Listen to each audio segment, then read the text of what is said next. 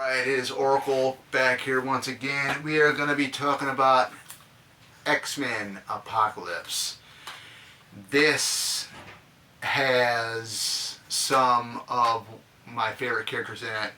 You got Psylocke, you got Jean Grey, a young version of Jean Grey who is played by Sophia Turner. I believe she was on Game of Thrones, which I've heard stuff about and never watched any of that. You also have Olivia Munn as Psylocke. And then Alexander Shipp, who plays the young Storm. Very, very good. We get the Mohawk Storm, so that is really, really cool in this film. And then you got, what's his name? Oscar Isaac as Apocalypse. Now, very, very controversial with Apocalypse here. Apocalypse doesn't look nothing like what he does in the comics or the animated 90s cartoon in this film. Basically, it's hard to believe that this is actually Apocalypse in the first place. It's just mind-blowing. And also, we can't forget we got Ty Sheridan as Cyclops, which Scott Summers awesome. I love that character. And then, of course, we do get James McAvoy finally with a bald head as Professor X. What can you say? Great film. It says right here, one of the coolest superhero movies of the decade.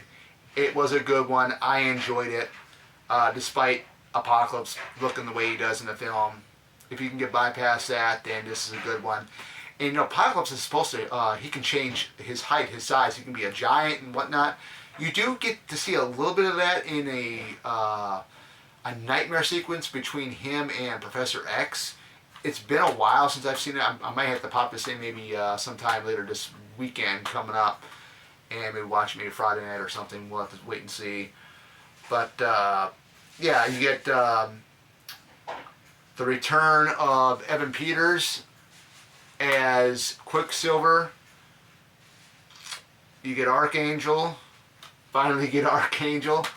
The Four Horsemen of Apocalypse, which it ends up being Magneto, Archangel, Storm, and Psylocke, which is kind of, in the comics, it wasn't them. The only one that was, it was like Archangel was one of his minions. But Jennifer Lawrence in this film, I thought she did a real good job. I really liked her performance in this film a lot, from what I remember. Even Michael Fassbender, I thought he was really, really cool in it as well. I mean, I just love his costume, his helmet, and everything. It just, I mean, look at that, guys. That is really, really cool.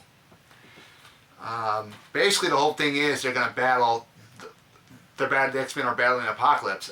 Jean Grey had to have been my standout here in this, along with Psylocke and Storm as well.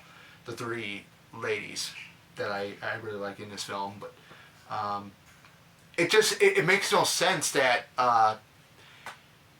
the thing that really bugs me, and I know a lot of fans have really said it too, is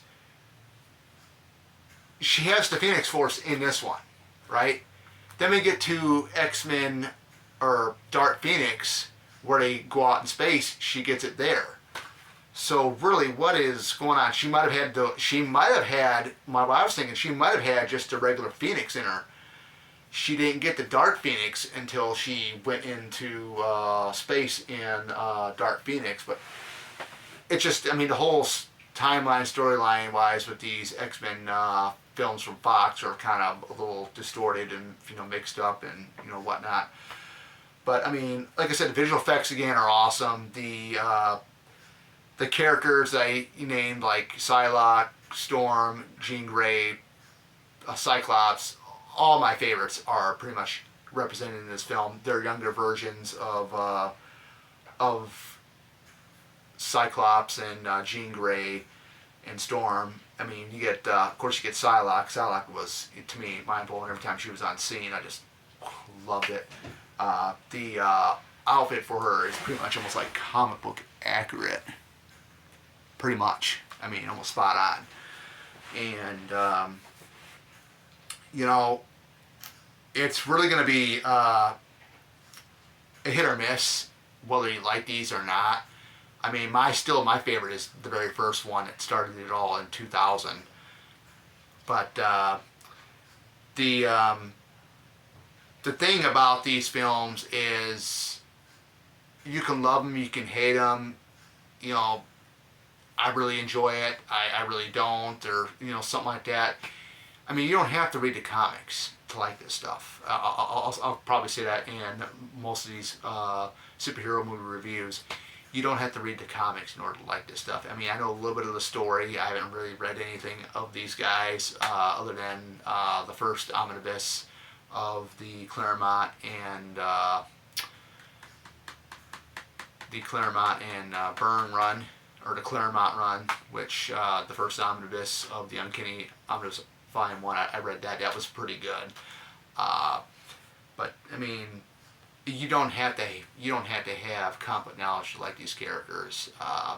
You can just go into it, have a great time, and that's it. And that's what X-Men Apocalypse brings to the table. I mean, sure, people are going to hear people complaining, well, I mean, Apocalypse didn't look like what he should have been. Yeah, I mean, that is true, and I 100% agree.